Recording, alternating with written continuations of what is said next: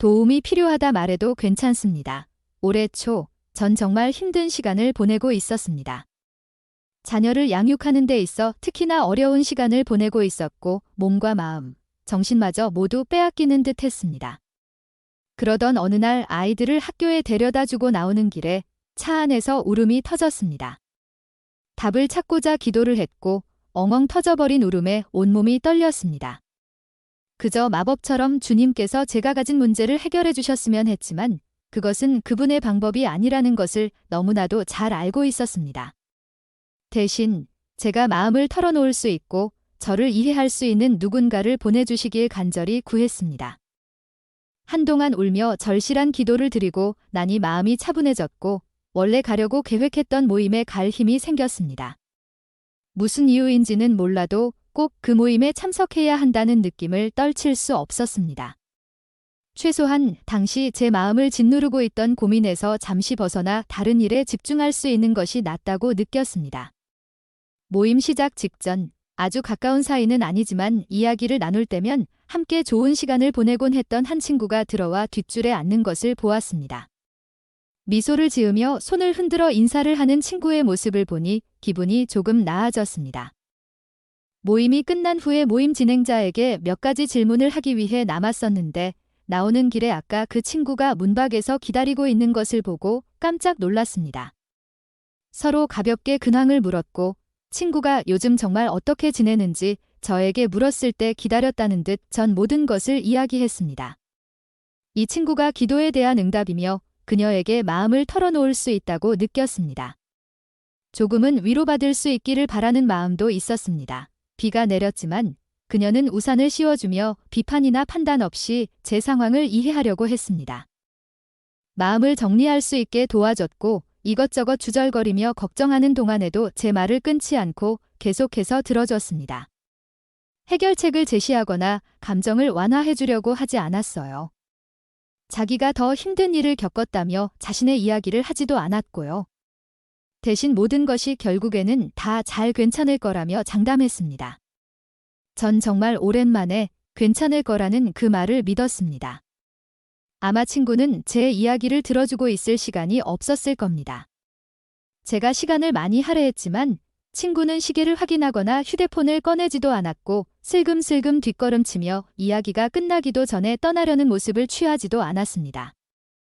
이야기가 끝날 때까지 쭉 서서 들어주었고 제가 가야겠다고 말할 때까지 기다려줬습니다.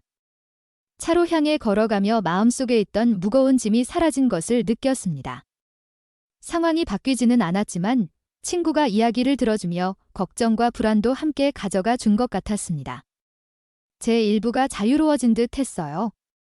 그날 하루가 다르게 느껴졌습니다. 좀 더 희망을 품게 되었습니다. 친구에게 더 많은 것을 바라지는 않았습니다. 길가에 서서 제 이야기를 들어준 것만으로도 충분했지만 친구의 성역 활동은 거기서 멈추지 않았습니다. 그날 저녁, 친구는 제게 가져다 줄 것이 있다며 전화로 주소를 물었습니다. 평소라면 이미 제 이야기 때문에 마음의 짐을 지웠다는 생각과 그녀의 시간을 많이 뺏었다는 기분에 거절했겠지만 마음 한구석엔 여전히 정신적으로 도움이 더 필요하다고 느껴졌습니다. 괜찮다고 하는 대신 친구를 다시 볼 수 있음에 감사하며 주소를 알려주었습니다. 친구는 환한 웃음과 함께 따뜻하고 맛난 빵을 가지고 방문했습니다. 옆에 딸려온 카드에는 지난 몇 년 동안 자신이 알게 된 저의 장점이 빼곡히 적혀 있었어요. 제가 얼마나 그런 칭찬이 필요했는지 그녀는 몰랐을 겁니다. 친구가 가져온 빵은 그날 제가 처음 먹은 음식이었고 카드를 읽으며 내가 아직 괜찮은 사람이구나라는 것을 기억할 수 있었습니다. 그녀는 제 기분이 조금은 나아졌는지 확인하고 싶었다고 말했습니다. 그날 오후에 마주친 것이 우연은 아니었을 거라는 말을 덧붙이면서요. 원래 모임에 참석할 의향이 전혀 없었지만 어쨌든 가야 한다는 강한 느낌을 받았다고 했습니다. 별거 아닌 듯한 느낌이었지만 그것을 따라준 친구에게 전 평생 감사하며 살게 될 겁니다. 하나님께선 제가 그날 아침 차 안에서 울며 드린 기도가 하늘까지 닿았다는 것을 알려주기 위해 그녀를 모임에 보내주셨습니다. 그분께서 제 목소리를 들으신 것이죠. 저의 상황을 이해하셨고 제가 홀로 쓸쓸하게 내버려 두지 않으셨습니다. 이 다정한 친구는 그날 수많은 복음 진리의 증거가 되어 주었습니다. 누군가에게 우리가 필요할 때 서둘러 자리를 떠나지 않고 그들에게 다가가야만 한다는 것을 상기시켜 주었지요. 우리의 시간과 삶은 우리만의 것이 아닙니다. 완벽하게 하루를 계획했더라도 우리가 더 중요하고 뜻깊은 일을 달성하길 원한다면 우회해야 할 수도 있습니다. 변화를 가져오기 위해 꼭 가족이나 이웃, 절친한 친구여야 할 필요는 없습니다.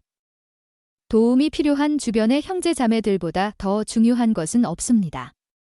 단순히 오늘 하루 도움이 필요한 사람을 돌보았음에 체크 표시를 하고 더 관심 있는 일을 하러 가는 사람이 되어서는 안 됩니다. 누군가의 삶과 마음의 소리를 듣고도 결국엔 다 잘 되겠지 뭐 하며 그들을 생각에서 지워버려서도 안 됩니다. 어떻게 지내고 있는지 확인해야 합니다. 그렇게 함으로써 우리가 그들을 생각하고 있다는 것과 그들이 우리를 믿을 수 있다는 것, 그리고 진정한 그리스도와 같은 사랑을 보일 수 있습니다.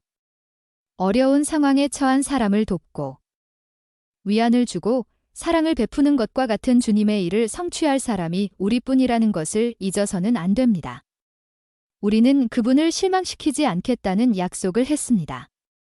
마음의 병을 앓고 있거나 삶이 어렵게 느껴져 견디기 힘들다면 믿을 수 있는 사람에게 마음을 털어놓으세요.